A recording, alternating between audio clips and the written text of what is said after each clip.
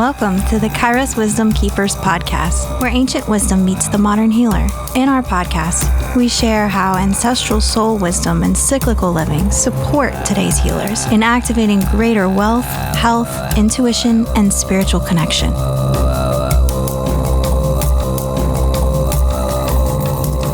Hello, and welcome to our 5th episode of the Kairos Wisdom Keepers, Cyclical Wealth Creation. I'm Janet Raftis. And I'm Ina Lukas, and today we're going to talk about how working with seasonal energies allows you to tap into the currency of true wealth creation. Oh, this is such a good topic. So we're going to start off with the wealth wisdom of each season, because each cycle really holds its own codes, imprint, energetics, template of wealth. And there is wisdom in this that we can tap into and utilize to our benefit. And when we really tap into the wealth wisdom of each cycle, what happens is that we can actually create a more abundant and fulfilling life through ease rather than through struggle or pushing. And so here's a general overview of the seasonal wealth codes. Winter is our fallow time. It is a time of rest and regeneration. This is a time when we recharge our batteries. Spring is fertility, expansiveness, planting seeds in Ostara and then pollinating them in Beltane. It's a season of play, of friskiness. Summer is a season of pregnancy, tending to our creations, nurturing the blooms. And then fall is our harvest time, when we actually get to reap everything that we've been tending to since spring. And once we reap them, then that helps us go back into that fallow time, that time of regeneration. We have now accumulated and we can rest. Yeah. So those seasons and that cyclical nature is what it can follow your financial flow. It can follow your energetic flow. That's how Mother Gaia shows us the energetics of currency and the importance of productivity and the importance of rest, the importance of harvesting and the importance of conception and creation. So these cycles happen throughout the year. The most dominantly expressed are going to be in northern hemispheres or southern hemispheres. It's a little different in the along the equator. But these are the cycles of life and death, the cycles of production. And I worked in the horticultural field for 25 years. And for a good chunk of those years, I was self-employed, having my own landscape companies and a perennial nursery, and was very, very involved in vegetable production, all different. I mean, I worked in so many different aspects of horticulture. And for any of you that have worked in the horticultural field, and especially if you've owned your own business in it, you know that the money follows the cycles of the season, because you are making you're making bank in summer and fall. That summer to fall harvest season is so important, because that's where the fruits of your labor are really coming in and you're making the most money. And when you go into winter, your income comes to a standstill, depending on where you're located.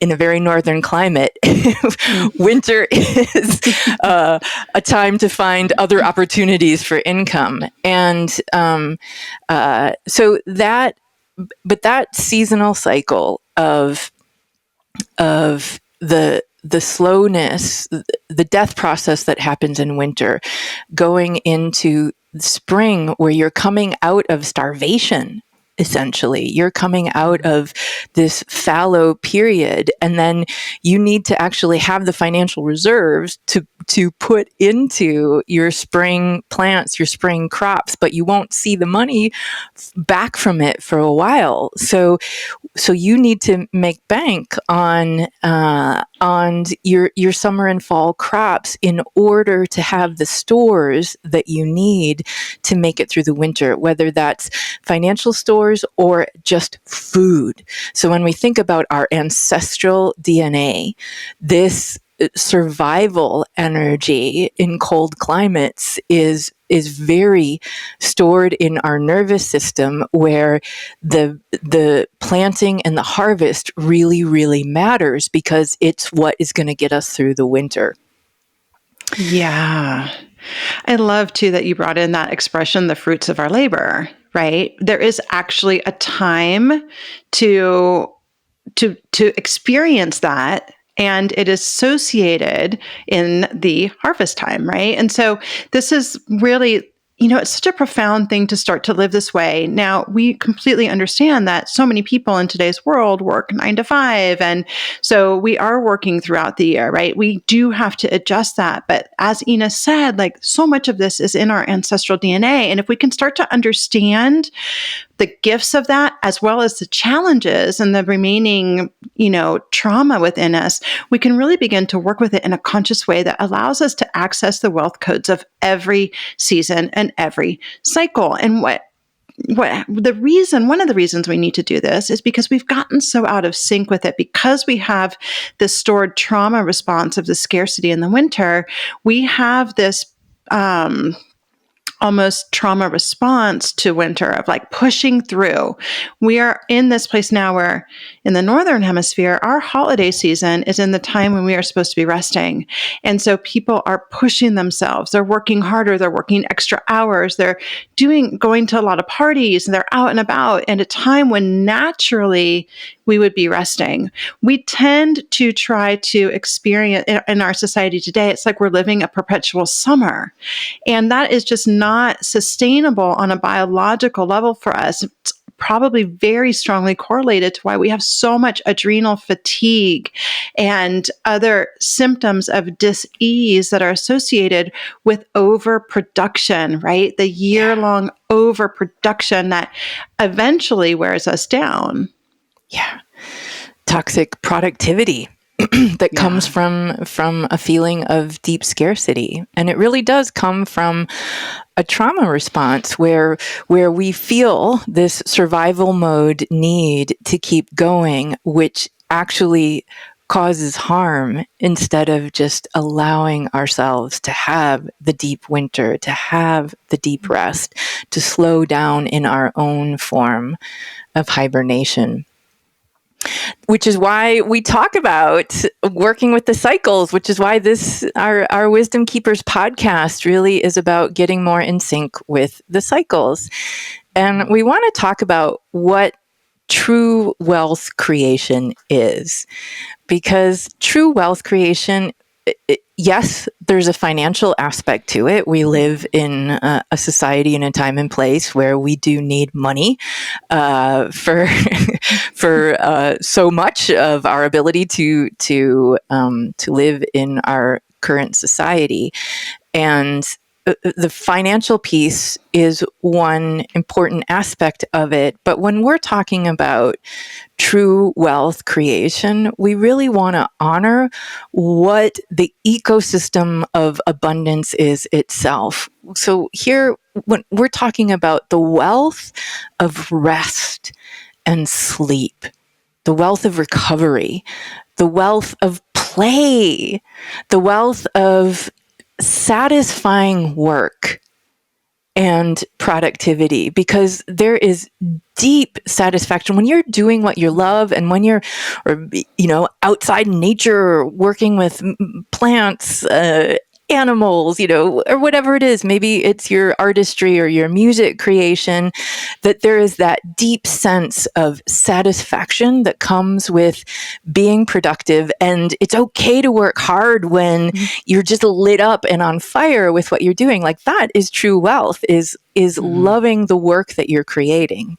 right? Yeah, I love that you just said satisfying productivity, right? Because that's so different than struggle-based productivity. And so much of when we work against the cycles is based in that scarcity struggle paradigm, right? But when it's satisfying hard work and it's done at the appropriate time in the Gaia cycle, lunar cycle, your cycle, then you can actually tap into this space where you may be working hard, but you're not overextending yourself, right? You're in that place of satisfaction where that work is actually nourishing you because it is filling you up rather than being on that tipping point of being over, right? That overextension that is so common in our, and so valued, right? It's a toxic productivity that is actually valued in our society.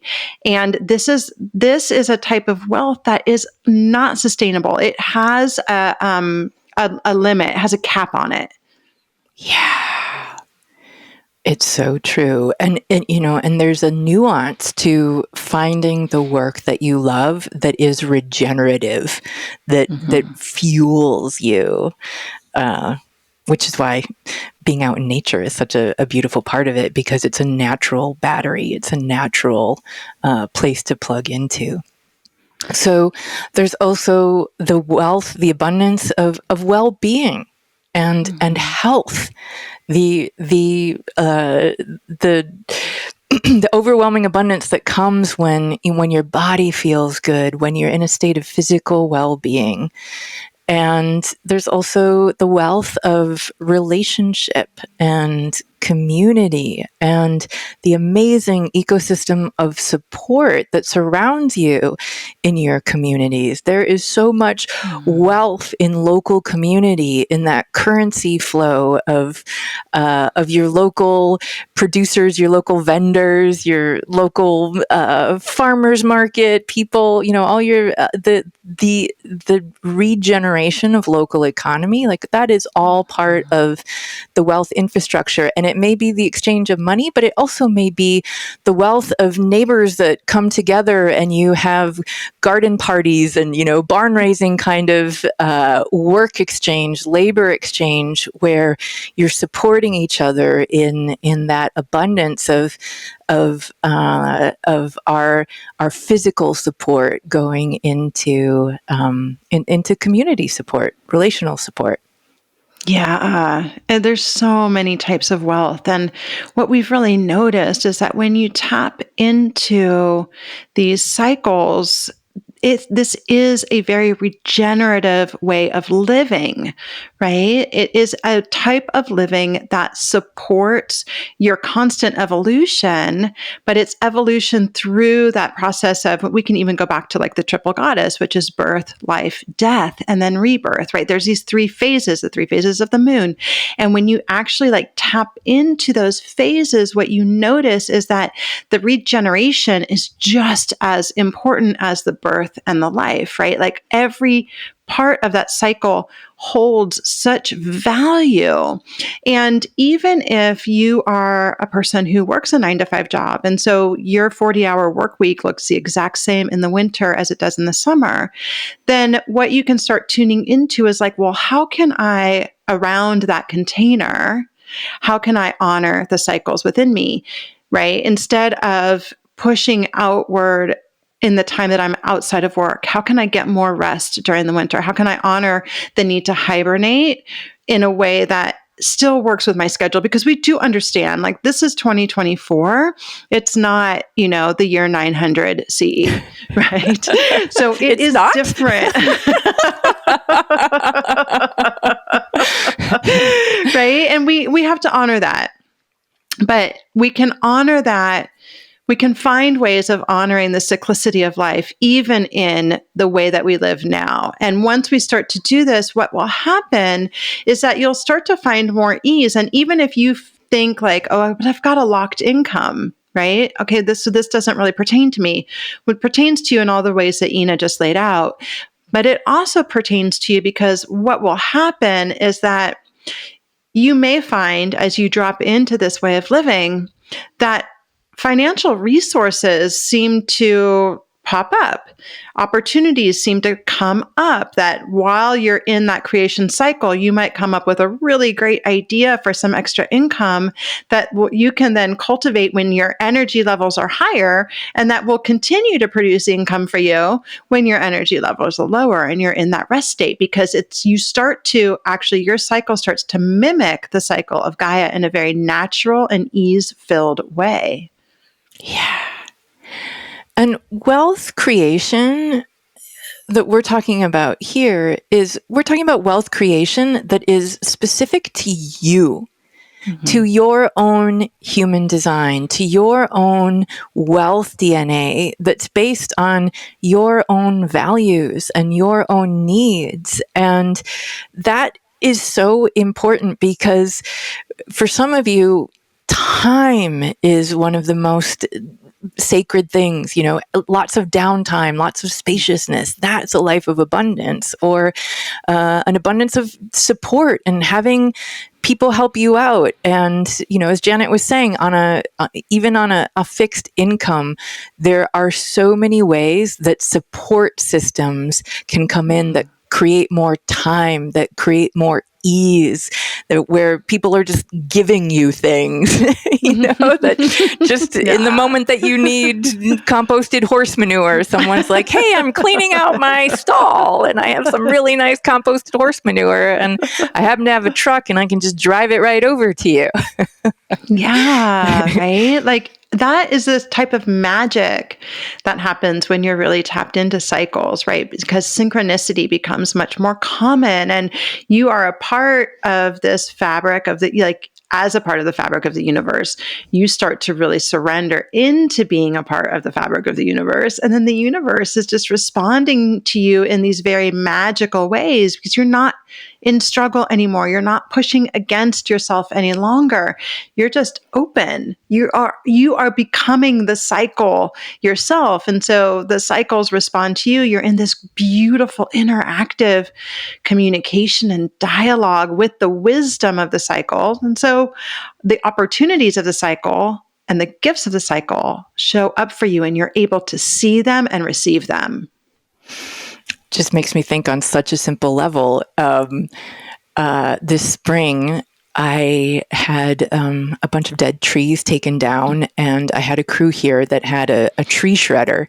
And so I knew that there was going to be so much bark mulch produced from this that I did not need all of it by any means. And so I texted my neighbor and I was like, hey, I've got a tree crew here. Do you need any bark mulch? And she was like, oh my God, I was literally just about to Google bark mulch because I was just like, please, I need, she needed a lot of bark mulch. And I was like, no problem. The tree guys are just going to drive it up and dump it in her yard. And it's that, like, that's magic, right? Like, that's true abundance. Oh, she's up there going, oh, I need bark mulch. And I'm down here going, I have so much bark mulch, I don't know what to do with it. So we just move it up the road. And that's like an amazing currency exchange of so much happiness. Yeah, because it really is like we are a part of the ecosystem, but we have forgotten that, right? So all of this is about surrendering into the cyclical living, which is us as a part of the ecosystem. And so Ina and her neighbor are an ecosystem, right? And so the ecosystem was just working its magic in that way that it will when we're tapped into that field. Right. I love that so much. And just thinking too, Ina, you touched on this about how we all have our own wealth codes as well. And so we really want to honor that, is that we tend to follow this cyclical rhythm.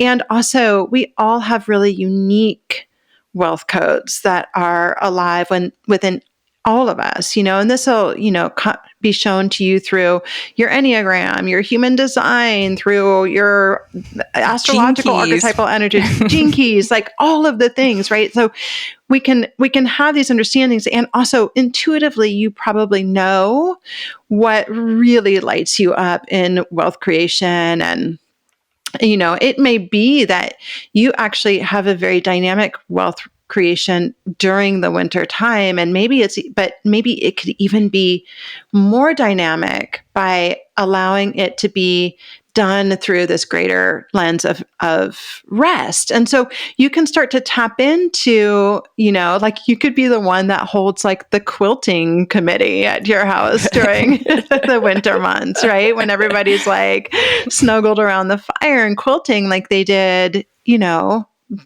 back when, and in some places still do.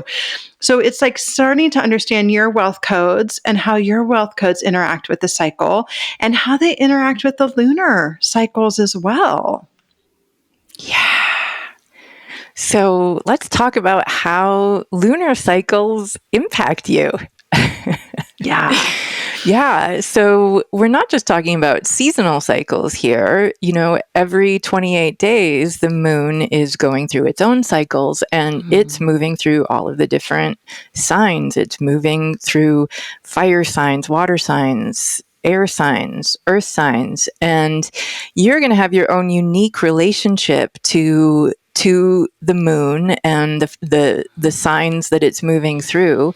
Like, for example, Janet and I, we thrive in fire moons. Fire moons are when we're just in our creative outward, like fire moon.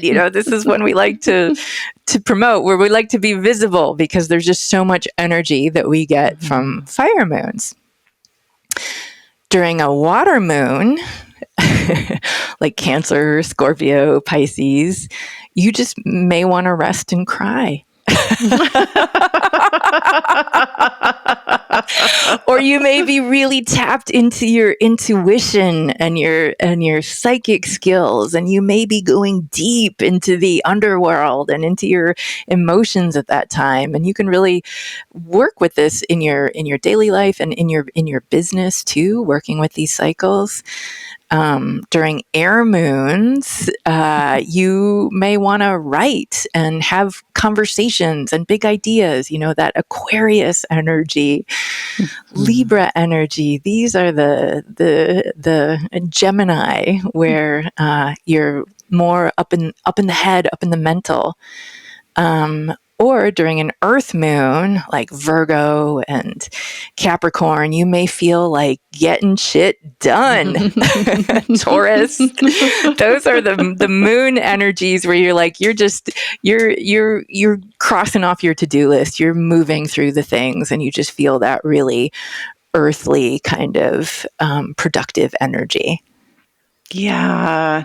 And so you'll notice that even within other cycles, right? So even during summer, when you're very outward and magnetic and you're, in the pregnancy phase, right? You're still going to have these times where you're like, I actually just want to lie up on the lie on the couch with a really good book and, chill.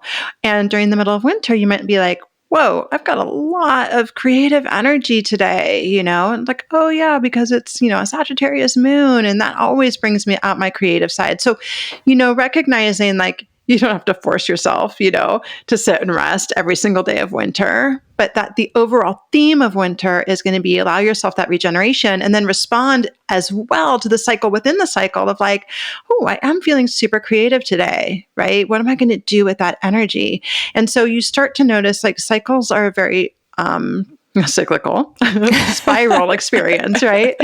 Of like and we are interfacing with so many fields of consciousness and awareness, right? So, noticing how these energies braid together, how they weave, and how you can actually become this powerful weaver of your life and your experience by tapping into the way that these cycles work together and the way that they work themselves on you and through you.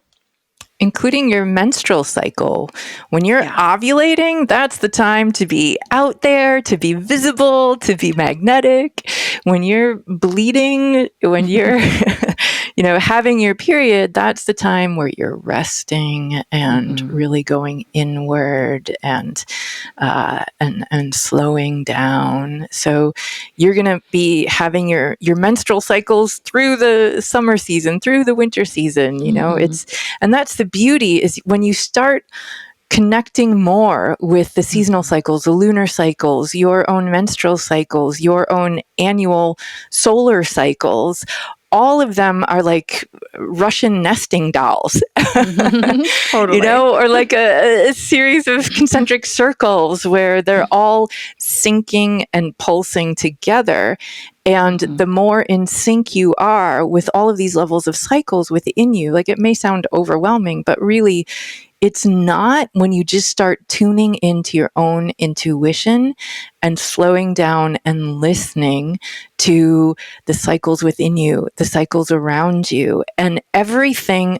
We can't express enough the impact of what happens in every area of your life when you start honoring the cycles within you and the cycles around you, because this is what we've been pulled out of in our modern productive patriarchal society, is this disconnection from cycles. So all of this is just plugging back in, becoming more connected to who we are and how we're living in sync with nature.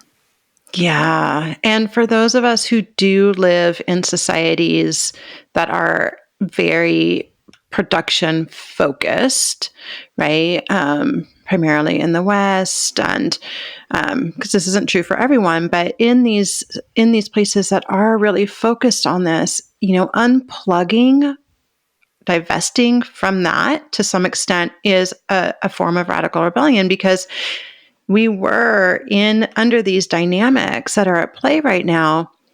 We were very intentionally separated from Gaia. To separate us from Gaia was to separate us from our power in many, many ways. Toxic overproductivity is exhausting in the long run, and it keeps us on the hamster wheel. It keeps us it keeps us busy enough and tired enough, ultimately, that we don't question the status quo, that we don't do our own work, that we don't take the time to nurture our spiritual connection. So when we actually divest from this system to the extent that we're able, we regain our power, because we regain that intuitive spiritual connection that reminds us, it's a remembrance, right? A coming back together of our wholeness, of how powerful we truly are. And we are so powerful when we are in this very conscious co-creation with Source and with the earth. Yeah. So powerful. Okay, so since we're in the Litha, the summer solstice cycle right now, we just want to talk a bit about the specific wealth creation energies of Litha itself. And we talked a little bit about this in episode 4, creating cyclical rituals with Gaia. And we also talked about the abundance energy of the summer solstice in episode 2. So if you want to listen to those to get a deeper and richer understanding of it, check those out. But so here we are in summer. This is the time of high sunlight. It is the most productive time of the year. Mother Nature is on overdrive right now. She's making everything so green. She's growing all the apples and the fruits, and everything is in this peak season of productive energy. It coincides with the element of fire and outwardness, movement, transmutation, like this powerful energy of being outward. Yeah. And that outwardness, there's a playfulness to it, right? It's like being out in nature, plugging into the battery pack of the sun and Gaia and getting really energized by the light. You don't need as much sleep. The days are longer, right? We actually have more sunlight, which is the indicator. Like, you don't need as much rest. We are going to be making more cortisol than we should be making in the winter, when we should make more melatonin, right? Because the nights are longer. This is a time when the sun is at its peak. Your body is like taking in vitamin D and storing it to support you in those months when you don't do that, right? Once the light gets down below a certain degree, your body cannot create vitamin D within it anymore. This is also a time of like deep magnetism and visibility, right? Like, this is the time to do the outward activities, the time to really be in the world, right? And be that like vibrant, bright, abundant self. Yeah, and it even matches up with, this is a time of being sun-kissed, of being in bathing suits and summer dresses and little clothing. So literally more of you is showing in summer. You're more visible. You are more visible in summer. Your skin is exposed. Like this is the time of being seen in all of your beauty, in all of your gorgeous glory. You're not hiding away under piles of winter clothes. You're running around, letting people see your beautiful self. Showing some shoulder.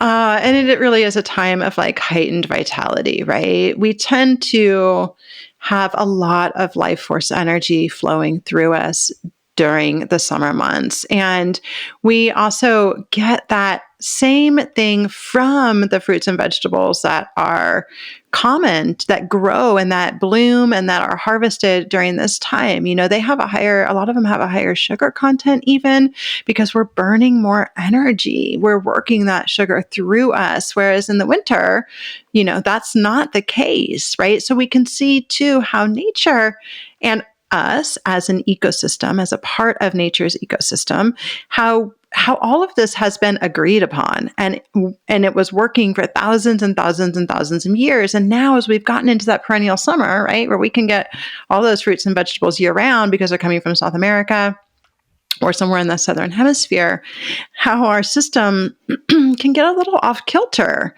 with that, right? And so this piece about like really aligning and attuning, it's a holistic approach. Yeah. And it really, this has been a lifelong process, really, this process of connecting more deeply into the cycles, and it's becoming more and more important for all of us than ever. And since Janet and I run our Kairos Healers Academy, that's our year-long school that's based on the cycles, we have been teaching cycles and more deeply living them ourselves, because it's the world that we're immersed in. And it really, truly does amaze me how in the energy of summer, I am working many hours a day outside, barefoot, working in my gardens, and I can be sweating and shoveling and digging, and I can be tired at night from all of the physical labor of working in the gardens. And I always think, like I'm so tired, I'm going to need extra rest. And the truth is, I sleep less and am more energized, and I wake up in the morning, and as soon as I get outside and I'm barefoot in the sun, all of a sudden that energy is there again, where I just want to mulch my strawberries. I just want to move this over there. I want to transplant. I want to dig this thing out. I want to build this wall. And it's this overflow of energy that's not coming from I have to or I need to muscle through. It's coming from this like eternal, I can feel the energy of Gaia moving through me, and it's like this battery pack of desire to create, a desire to grow, a desire to produce beauty, to produce food, to produce the nourishment from my eyeballs as I'm landscaping my yard, and it doesn't tire me out. My soul, it's like my body's moving, I'm feeling all that energy, and my soul is simultaneously getting so deeply nourished. And that is the power of the summer solstice. That's the power of this energy. It's regenerative. It's regenerative abundance that happens this time of year. So we do have a free summer solstice abundance ritual PDF. We're going to put that link in the notes if you'd like to deepen your abundance process in the summer solstice cycle. And remember that we do cyclical activations on every point of the wheel of the year that support you in your unique wealth creation. So you can also grab our summer solstice activation through the link in the show notes below. We would love to have you take part in that. Yeah. And each week on this podcast, we share cyclical wisdom and practical tools and insights for working with the seasons. You can also follow us, Kairos Healers Academy, on Instagram or any other social media channel. Like and subscribe. Thank you so much for joining us on this episode of the Kairos Wisdom Keepers, where healers walk outside of time.